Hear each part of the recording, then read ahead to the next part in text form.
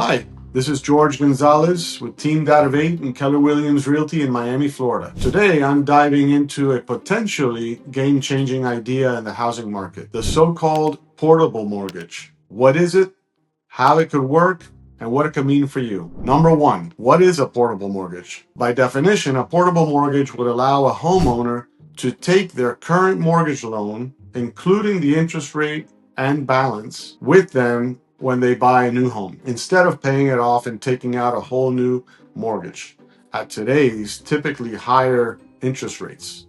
For example, they have a home loan with a 3% interest rate, and then they sell their current home.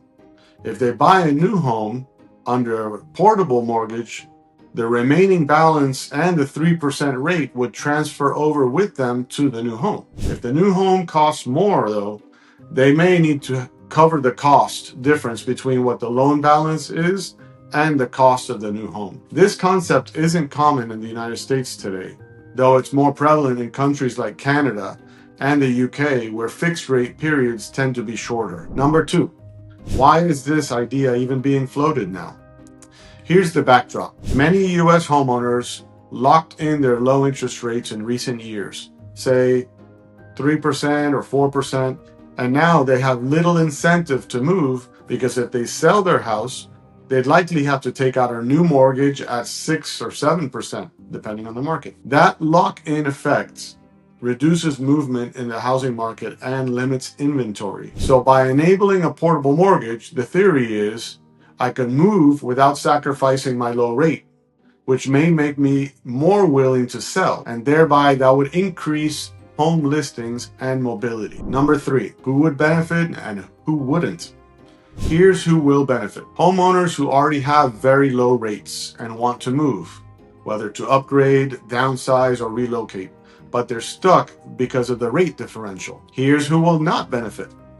Renters, first-time home buyers, or current homeowners with already higher interest rates. They don't have a low-rate mortgage to carry forward, so this doesn't reduce their rate or down payment burden. Also, homeowners whose new home is significantly higher in price may need to have a much higher down payment to cover the difference between their current mortgage balance and the new home price. As noted, if the new purchase price exceeds the remaining balance on the old mortgage, the gap has to be made up by the buyer. Number four, what to watch for and what it might mean for you.